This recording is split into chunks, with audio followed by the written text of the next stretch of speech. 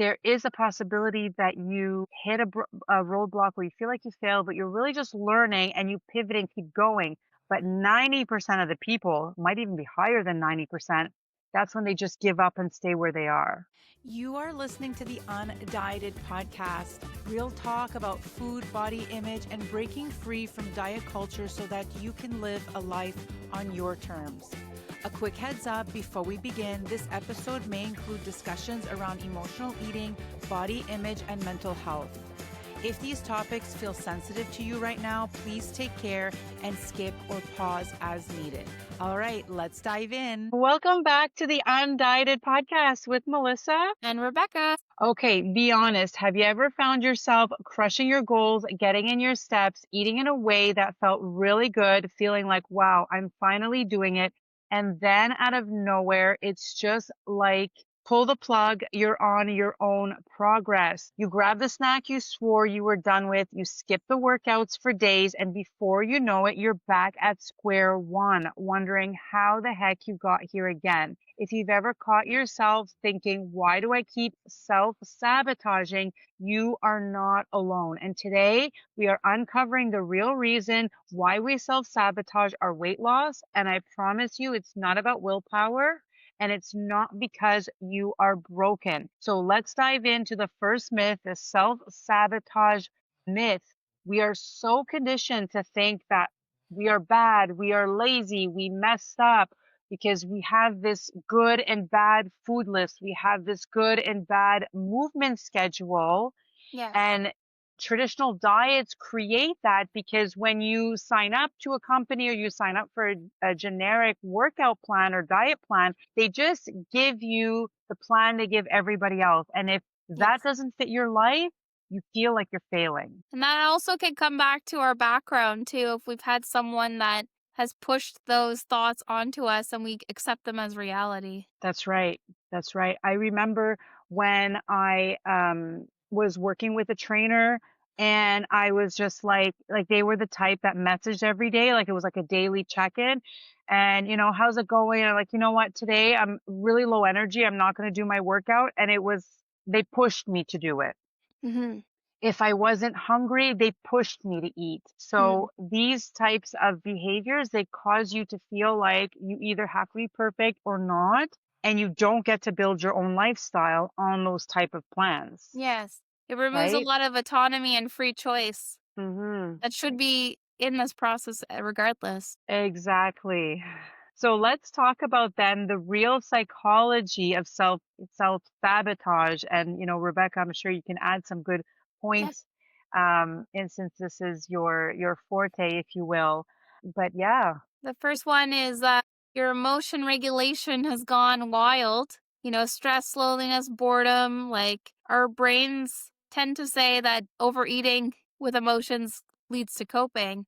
But in reality, it's just another form of dysregulated emotion regulation, right? You don't understand why you're feeling the way that you feel, and you just associate it with needing to eat because it is pleasure to eat something good, you know, it feels good. You have a cookie or you have anything that even regular whole foods, but you're not hungry, but you're eating them. It feels good to eat. So we really need to, you know, take a step back is what I tell my clients and say, what is it that I really need right now? What do I want? Exactly. And it might be also looking at other ways of, you know, expressing emotion regulation without eating or food, right? Yep. And the second one is also a fear of success. And that actually comes back to a lot of, you know, psychological phenomena where people actually, they may fear having attention on themselves. So in a way, they actually fear success because they fear the attention on themselves.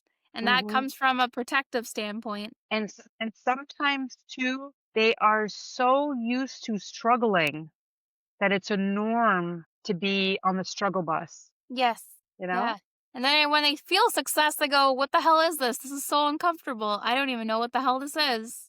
Right? Yeah. So it's very common. It surprises people when we kind of point it out too, right? Exactly. And the third one is also, as predicted, like a fear of failure. People don't want to see themselves fail. They don't even want to see themselves do a small mistake. And so as a result, they give up because it's safer. It feels better than constantly failing and having to cope with that emotion as a consequence. And that's where, mindset shifts come in and being more confident when you understand that failures are all lessons. So when you fail, you're always learning something. And this Yeah. happens in every area of your life. So you have to get comfortable with being uncomfortable. And anytime you want to Yes. learn something or anytime you ever want to change your life, there is a possibility that you hit a roadblock where you feel like you failed, but you're really just learning and you pivot and keep going. But 90% of the people, might even be higher than 90%, that's when they just give up and stay where they are. Yes. Yeah. That's very true. They want more out of life. They want more out of anything. And they're too afraid to fail. Yes. Which leads to the fourth thing. There could be a worthiness wound. And unfortunately, that goes back to our background. Who has taught us what, if we're worthy or if we're not worthy? Who has defined worthy for us? Is that definition skewed? Is that definition from maybe a narcissistic parent or maybe a person that was a bully from early life to later life? Not to go all psychodynamic in this episode, but we kind of point to the earliest moment where someone may have felt unworthy of themselves. I read somewhere it was like a statistic of something that children, the biggest bully sometimes is their parents. Unfortunately, yes. And it's scary to see that when you're a parent and you hear of parents being the biggest bully to their kids, you go, "What the hell? Like they're not even from the same planet as me," right? But unfortunately, they exist. Yeah, and it's small people who it makes them feel better to yeah, it's terrible unfortunately. But that's the thing, like there's work that I do where it's I teach my clients that things like that they get stamped even if it's a teacher said something to you once. Yeah. Like that you couldn't accomplish something. These stamps get stamped and you carry them with you Yes. and it's unfortunate. It is unfortunate. It's something to also perhaps evaluate in the healing process to say, okay, how do I change that definition now as an adult? How do I define worthy now for myself versus the people that have told me what worthy was in the past? Mhm. And how do I, if you're a parent, how do I change this with my kids? You don't want to keep repeating what Yes, was done to you. break the cycle. It ends Mhm. here. Exactly. Yeah. And the last one would be a subconscious payoff. So when we repeat behaviors, it gives us a bit of that dopamine hit. And unfortunately, when you uncover the payoff, you can find healthier ways to get it, Mhm. better ways to get it. Yeah. I always focus on the after, even when I have to go for my daily walk, there are many, many, many mornings where I say, I don't want to do this. But then I say, Melissa, how happy are you going to be once it's done? Yes. And a lot of people, it's believed that, we always have the motivation. We're all human. I do want to not do things half the time, but being a Yeah. mom kind of teaches you that because whether you feel like it or not, you have to get up and take care of this other human. So So you have to true. treat your lifestyle the same way. We're Oh, used to doing it, so why don't we do it for ourselves? Why don't we show up more for ourselves? yes. This Right? is so true. Oh my Yeah. God. Being a mom is like a whole other level to like motivation. It teaches you so much. Like I get up and it's time to make the lunches.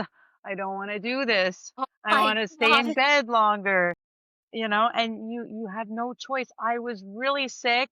You listen to last week's episode, you can hear how stuffy I was. I'm so much more full of energy in this episode. But I didn't want to do anything. Yeah. But I have to, right? I I was telling my know. sister-in-law that if I laid in bed for the whole week, what's going to be waiting for me after? The Yeah. laundry still has to get done. And I have a very helpful husband. I do.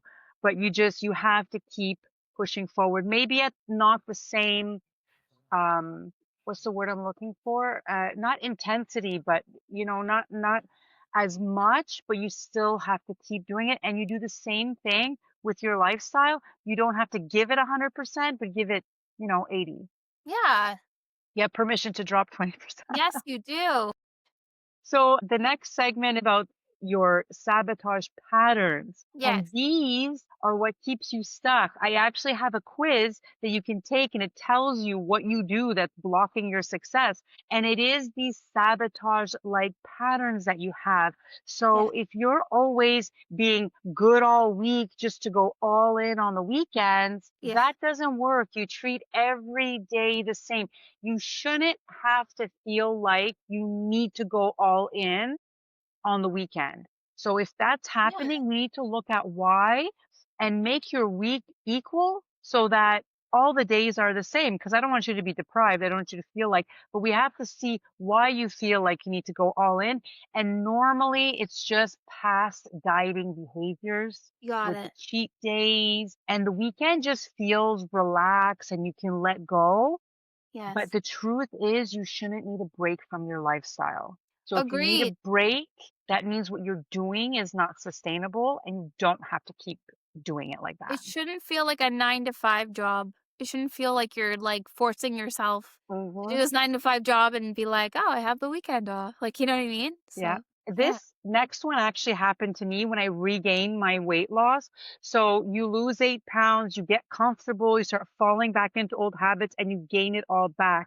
So something that I used to tell myself when I was gaining my weight back is, well, I just lost 50 pounds. So if I eat this, I'm not going to gain 50 pounds overnight. Mm. That's okay for the one day. But what was happening is I was repeating the same evening snack day after day after day after day. Yes. And then I was gaining weight back because I was constantly in a caloric surplus. So doing it the one night, doing it 2 nights a week wouldn't matter, but it was the repeatedly every day. Yes. And then, it just creeps back up on you. It It really just creeps does. back up on you, Yeah. and the one where you keep switching plans. I get these kind of clients where they hop from all different ones. They don't give something enough time, and they don't give most of them enough time is because they're so restrictive. Yeah. So That's they very can't true. stick to them. So it's exciting at first. You get on a plan. You're like, I'm going to lose weight. It's unfortunately happening with injections. It's like that honeymoon phase of the weight loss. You lose the initial drop. You drop weight because it's something new. And then the honeymoon phase is over. Life sets in and you're Yes. stuck in a restrictive lifestyle or a dependent one. So you're Yes. depending on something to help you lose the weight when all you really need is yourself. And that's where it's like, if in terms of commitment or, fear of success or failure, that's where it plays a role in that, you know? And if you're listening to this thinking like, shoot, that's me, that's what I do, your patterns and your behaviors teach you. Don't let them shame you. Be curious. Yes. Curiosity is so much fun because Yeah. that's how you get to know yourself, why you do certain things. And you'll start to get curious in every area of your life. And it Yeah. really, really gets interesting and fun. And you get the confidence to know you. Yes. And you know what? Curiosity is also part of safety and stability. It helps to calm your nervous system down. It helps to also prevent the past from creeping up on you, Mhm. especially if you're working on that worthiness question. Exactly. Yeah. Exactly. So here's how you're going to break the cycles of the self-sabotaging, Yes. yo-yo dieting, always looking for, the next best thing.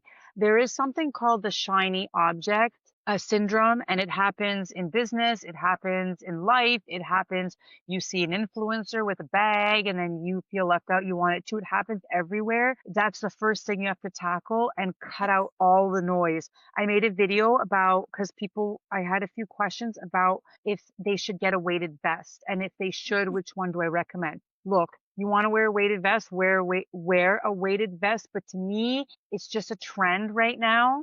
It's Yeah. marketing. This was put out there. These companies are selling a bunch of vests now. Does it have some benefits? It does carry some benefits, but are you going to lose more weight because you wear a weighted vest? The important thing is that you're moving, that you're walking, whether you have the weighted vest on or not.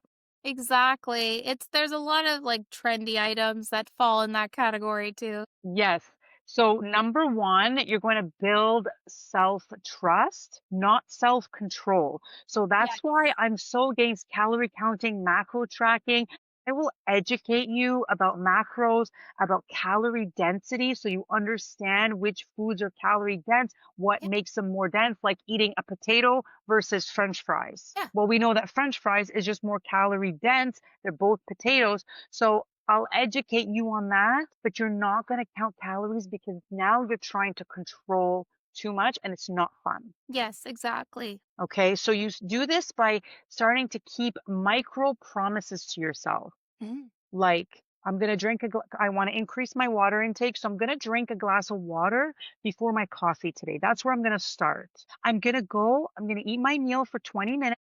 Most people have a 30-minute lunch hour. Some have an hour, but I'll go with what most people have. I'm going to take 20 minutes to eat. I'm going to go walk for the last 10 minutes. Yeah. Don't focus too much on going all in. Oh, I have to walk half an hour a day. That small 10-minute walk will make a difference day to day. And then maybe later you'll find 10 more minutes where you can make it a 20-minute walk. You want to slowly build these habits, okay? Because your Yeah, nervous system requires evidence to follow through. you got it. And that if it's small steps, it looks better than taking a big step and then failing and then going back to ground zero, When you right? go up a staircase, do you go up one step at a time or do you jump 5 steps at a time? That's a Right? good That's how you point. have to look at it all the time, like a staircase. Yeah. And then You the want to second be one on. would be learning the emotional skills, not the food rules. So obviously, trying to do other things other than food to, find ways of emotion regulation, right? Mhm. Whether it's breathing, journaling, talking to a friend, it would increase that dopamine response. It also is just as accessible as food. So, in a way, it's something to also keep in mind is that emotions do play a huge role in that. It's not the food rules that would do it, it's the emotional, right? Next one, shifting from the all or nothing to always something. Yes. So the something can be anything that brings you closer to your goal, but it's something because consistency beats perfection every single time.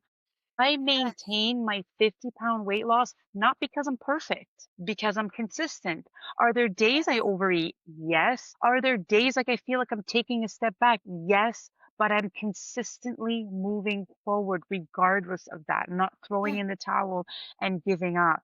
So stop trying to be perfect and take a sticky note, write always something and hang it on your computer screen or put it as a background on your phone to remind you always something. I love it. Yeah. I just love it. And it's always good to shift from the all or nothing thinking. It's never going to be helpful if you're stuck in the good versus bad, right? Mhm. Yep. Yeah. Now, the next one would be embodying the her in the now, which is asking yourself, what would be the confident, consistent version of me to do today? And then copying that. Make the food choices, make all the decisions that the future you wants to do. Yes. And again, it's the same thing in any area of your life.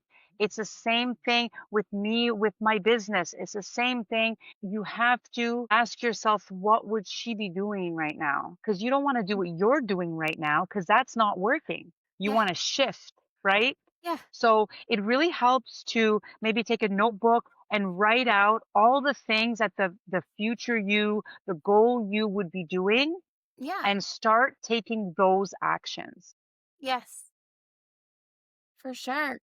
Following that is to rewrite your language. Stop criticizing yourself for one, shaming yourself, and stop saying that I can't do it. I'm always self-sabotaging.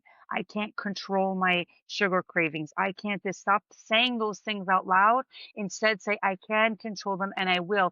Even if there's a lot of people that have a lot of sugar. Maybe you eat less sugar today. That's a win. Yeah. Even though No, you're for still sure. eating sugar, Yeah. instead of eating 4 cookies, you ate 2.